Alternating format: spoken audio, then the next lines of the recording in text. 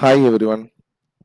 നമുക്ക് ഇന്നത്തെ സെഷനിൽ ക്യാഷ് ഫ്രം ഓപ്പറേറ്റിംഗ് ആക്ടിവിറ്റീസ് അതിൽ ഏറ്റവും സിമ്പിൾ ആയിട്ടുള്ള ഒരു ക്വസ്റ്റ്യൻ നമുക്കൊന്ന് നോക്കാം.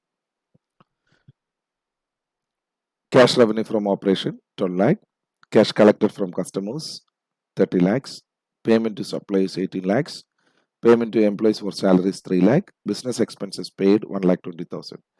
ഇത്രയും ഞാൻ ഈ പറഞ്ഞ കാര്യങ്ങൾ കംപ്ലീറ്റും ക്യാഷ് ഫ്രം ഓപ്പറേറ്റിംഗ് ആക്ടിവിറ്റീസിലാണ്.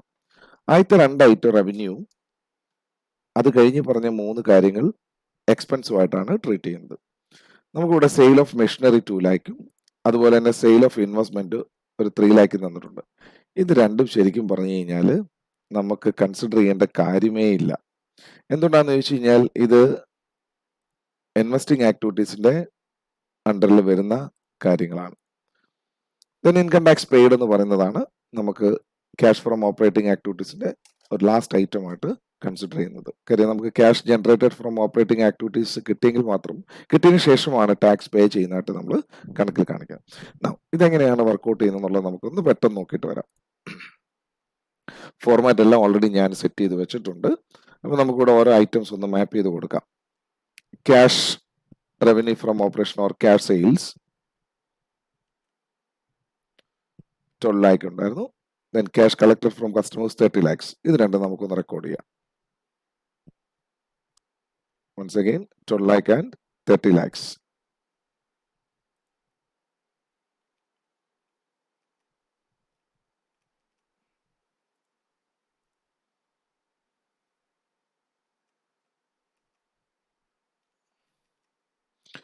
നമുക്ക് ഈ ക്വസ്റ്റില് റോയൽറ്റി എമൗണ്ട് ഒന്നുമില്ല.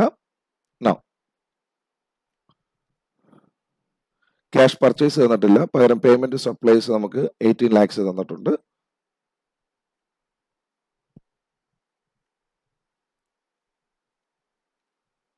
മൈനസ് വാല്യൂ ആണ്.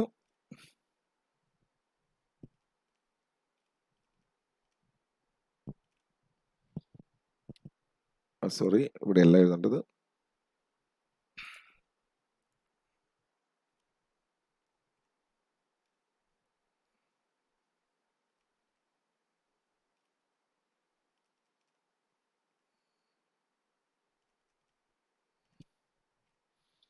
Then cash payment to employees പെട്ടെന്ന് നോക്കിയിട്ട് വരാം. 3 lakh ആണ് തന്നിരിക്കുന്നത്.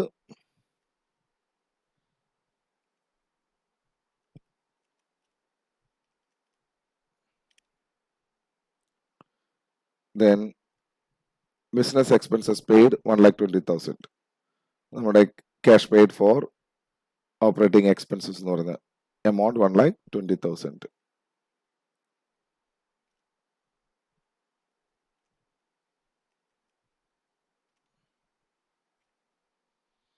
Therefore, cash generated from operating activities before tax and extraordinary items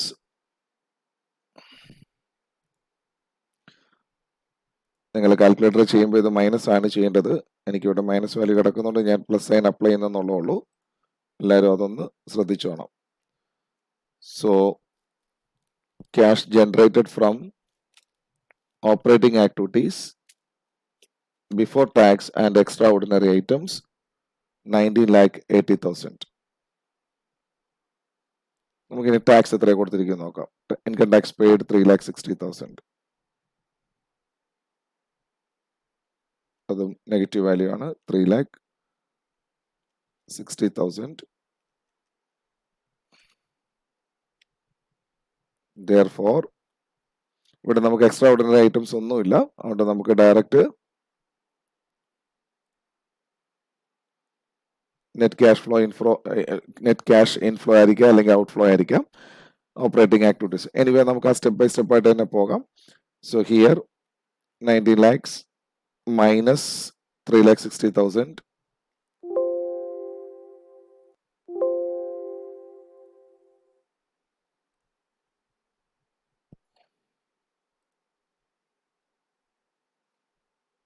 $16,20,000 ആണ് cash flow from operating activities before extra ordinary item ആയിട്ട് ഇട്ടിരിക്കുക.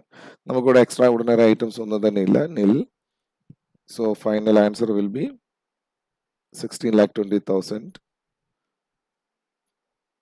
ഇൻ പോസിറ്റീവ് വാല്യൂ ആണ്. Hence we can say that net cash inflow from operating activities 16,20,000. വളരെ simple ആയിട്ടൊരു question ആണ്. നമുക്ക് direct മെത്തേഡിന്റെ format ഒന്ന് comfort ആകാൻ പറ്റുന്ന തരത്തിലുള്ള ഒരു ക്വസ്റ്റ്യൻ ആണ്. ഡയറക്റ്റ് വാല്യൂസ് തന്നിട്ട് നമ്മൾ ആ ഫോർമാറ്റിലേക്ക് ജസ്റ്റ് ഒന്ന് ഫിൽ ചെയ്ത് കൊടുക്കുന്നത് മാത്രമേ ഉള്ളൂ. അപ്പം ഒന്ന് ചെയ്ത് നോക്കുവാണെങ്കിൽ നമുക്ക് ഓപ്പറേറ്റിംഗ് ആക്ടിവിറ്റീസിന്റെ ആ ഏരിയ കുറച്ചും കൂടെ നമുക്ക് ഒന്ന് ഓർത്ത് വെക്കാനായിട്ട് റെക്കഗ്നൈസ് ചെയ്യാനായിട്ടുള്ള ഒരു പോസിബിലിറ്റി ഉണ്ടായിരിക്കും. അപ്പോൾ എല്ലാവരും ചെയ്ത് നോക്കണം കേട്ടോ. നമുക്ക് അടുത്ത സെഷനിൽ ഇതിന്റെ അടുത്ത് ഒരു എക്സ്റ്റൻഷൻ ആയിട്ടുള്ള ഒരു ക്വസ്റ്റ്യൻ, കുറച്ചും കൂടെ ഐറ്റംസ് ഒക്കെ കൺസിഡർ ചെയ്തിട്ടുള്ള ഒരു ക്വസ്റ്റ്യൻ നമുക്ക് കൺസിഡർ ചെയ്യാം. അപ്പോൾ ഓക്കെ, താങ്ക് യു.